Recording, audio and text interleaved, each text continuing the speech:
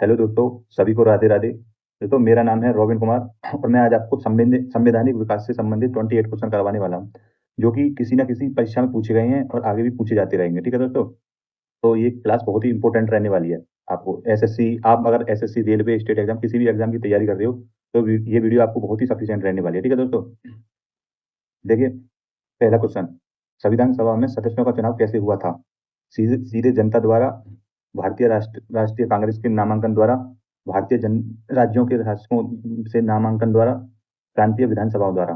तो संविधान सभा में जो सदस्यों का चुनाव कैसे हुआ था प्रांतीय विधानसभाओं द्वारा। ठीक है, तो इसका ऑप्शन डी सही हो जाएगा।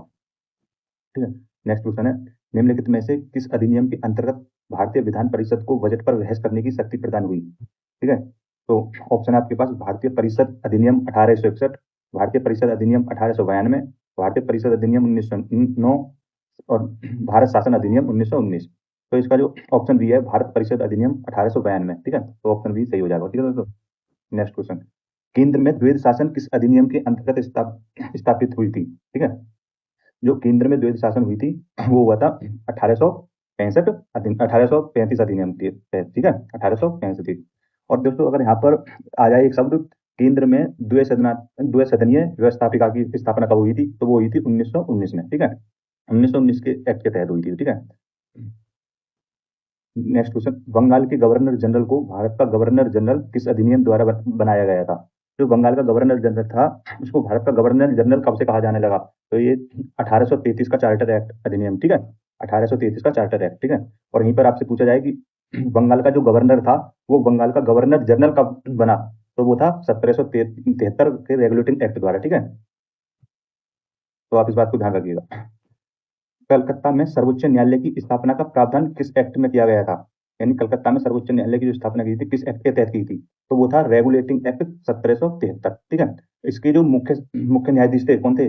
वो थे सर एलिजा इम्पे। कौन थे? Elijah Impey. और 3 अन्य न्यायाधीश थे। ठीक है, देखिए, केंद्र में ये क्वेश्चन रिपीट हो गया है। ठीक है, 7वां, प्रांतों में द्वैध शासन किस एक्ट द्वारा शुरू किया गया? जो प्रांतों में द्वैध शासन स्टार्ट हुआ था, वो हुआ था 1800 नहीं 1919 एक्ट के तहत। किसके? 1919 एक्ट के तहत। ठीक है, तो इसका ऑप्शन सी बिल्कुल सही हो जाएगा।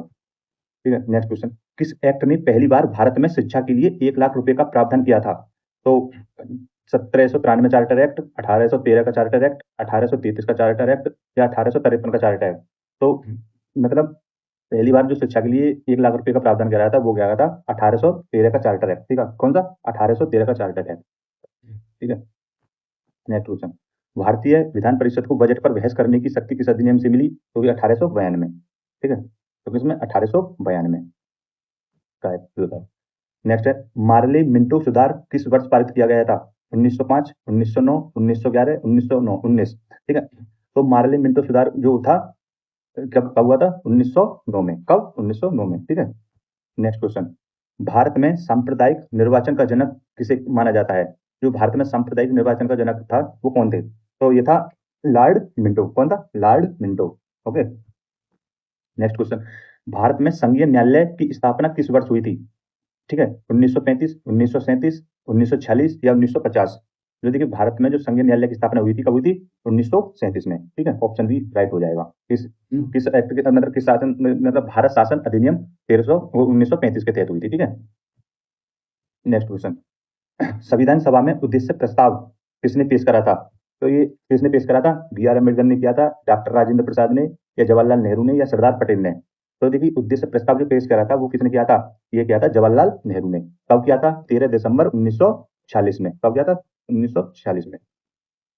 ठीक है, और इसको स्वीकार कब किया गया था? 22 जनवरी 1947 को स्वीकार करा गया था। और आपसे एक क्वेश्चन पूछा जाएगा कि उद्देश्य प्रस्ताव को मतलब प्रस्तावना के रूप में कब स्वीकार करा गया था? तो ये 26 नवंबर 1949 में करा गया था। ठीक है, इस बात को भी आप ध्यान रखिएगा। चलिए, next question, east India company का व्यापारिक एकाधिकार पूरी तरह कब समाप्त हुआ? ठीक है, ईस्ट इंडिया कंपनी का जो व्यापारिक एकाधिकार था, कब समाप्त हुआ? देखिए, पूरी तरह की बात करें ना यहाँ पर, तो पूरी तरह जब एक्ट जो मतलब व्यापारिक एकाधिकार जो पूरी तरह समाप्त हुआ था, वो था 1833 के एक्ट के तहत। अब यहीं पर बात करी जाए कि सिर्फ ये पूछा कि ईस्ट इंडिया कंपनी का व्यापारिक एकाधिकार कब समाप्त हुआ, तो 1813 हो जाएगा इसका आंसर। ठीक है, लेकिन यहाँ पे पूरी तरह 1833 में समाप्त हुआ था, क्योंकि 1833 का जो एक्ट था, उसमें 20 साल के लिए चाइना के साथ व्यापार, यानी कि चाय का व्यापार बरकरार रखा था 20 साल के लिए। तो ये पूरी तरह 1833 का चार्टर एक्ट मतलब इसके तहत कम कर दिया गया।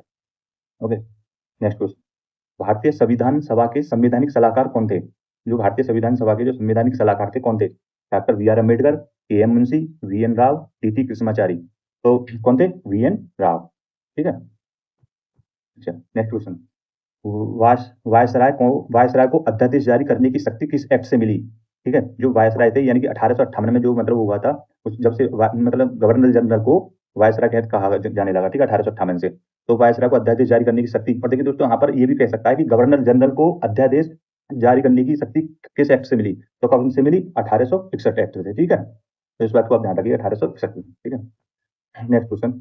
संविधान सभा के अस्थायी अध्यक्ष कौन थे? अस्थायी अध्यक्ष, संविधान सभा के जो अस्थायी अध्यक्ष कौन थे? सच्चिदानंद सिन्हा। ठीक है। भारत में विभागीय प्रणाली की शुरुआत किसने की थी? यानी कि भारत में विभागीय प्रणाली की जो शुरुआत थी किसने की थी? तो किसने की थी? Lord Dalhousie, Lord Canning, Lord Ripon, Lord Elgin. ठीक है, तो किसने की थी? लॉर्ड कैनिंग ने। किसने की थी? लॉर्ड कैनिंग ने। ओके, चलिए नेक्स्ट क्वेश्चन। भारत में संविधान की संचालन समिति के अध्यक्ष कौन थे? देखिए, भारत में संविधान सभा की संचालन समिति के अध्यक्ष कौन थे? डॉक्टर राजेंद्र प्रसाद। ठीक है, नेक्स्ट क्वेश्चन। चलिए मैं अपने ऑप्शन को वो एक्सप्लेन कर दे रहा हूँ। देखिए, जेबी कृपलानी कौन थे? जेबी कृपलानी थे मौलिक अधिकार की जो उप समिति थी ना, मौलिक अधिकार की उप समिति, उसके अध्यक्ष थे कौन? जेबी कृपलानी। सरदार पटेल कौन थे? सरदार पटेल थे मौलिक अधिकार की मतलब मौलिक अधिकार की जो समिति थी उसके अध्यक्ष थे, और अल्पसंख्यकों के लिए जो समिति थी उसके भी अध्यक्ष थे। ठीक है, ये और बी आर अम्बेडकर प्रारूप समिति के अध्यक्ष, ये आप बहुत अच्छे तरीके से जानते हो। ठीक है, तो इस क्वेश्चन को जो आंसर है क्या है? Doctor Rajendra Prasad. Next question. किस अधिनियम द्वारा भारत परिषद को समाप्त किया गया था? तो देखिए, 1935 एक्ट के तहत क्या करा था? भारत परिषद को समाप्त किया गया था।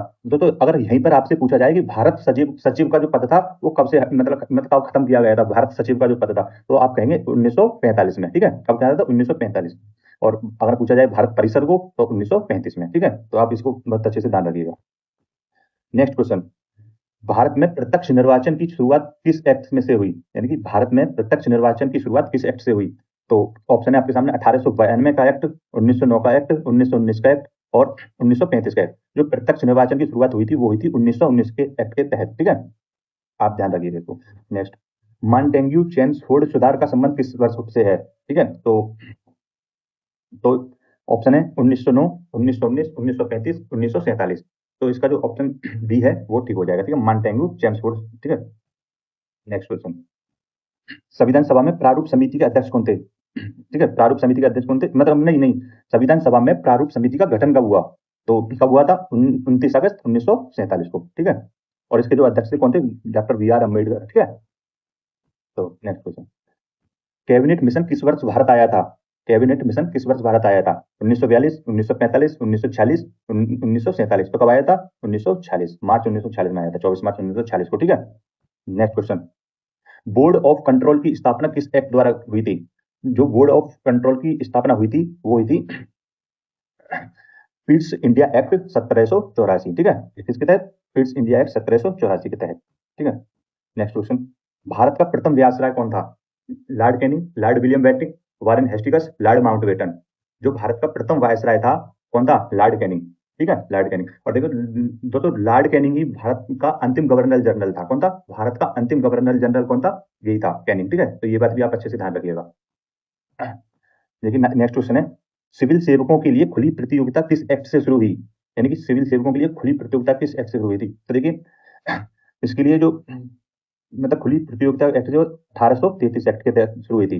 देखिए, लेकिन सीओडी जो है यानी कोर्ट ऑफ डायरेक्टर, उसका कुछ विवाद के कारण इसको समाप्त कर दिया गया था। यानी कि ये जो योजना थी इस योजना को समाप्त कर दिया गया था। ये कब कब शुरू हुई थी? 1833 में। ठीक है, नेक्स्ट क्वेश्चन। ब्रिटिश सम्राट, देखिए ब्रिटिश सम्राट ने भारतीय स्वतंत्रता अधिनियम को मंजूरी कब दी? तो दोस्तों यहाँ पर जो ये सम्राट शब्द है ना, इसकी जगह आप संसद कर लीजिए, यानी कि आप ये सही रहेगा। ब्रिटिश संसद ने भारतीय स्वतंत्रता अधिनियम को मंजूरी कब दी? तो इसका जो ऑप्शन है, ऑप्शन मतलब आंसर है वो है 18 जुलाई 1947। इसी दिन क्या था? जो ब्रिटिश भारत था वो दो राष्ट्र में बट गया। किस किस में? भारत और पाकिस्तान में। तो तभी से भारत और पाकिस्तान अलग हो गए। ठीक है, आपको वीडियो कैसी लगी आप कमेंट करके जरूर बताएं। और दोस्तों, अगर वीडियो अच्छी लगी तो लाइक करें और चैनल को सब्सक्राइब करें और बेल आइकन को भी दबा लें ताकि नेक्स्ट वीडियो का नोटिफिकेशन आप पर जाए सबसे पहले। Thank you.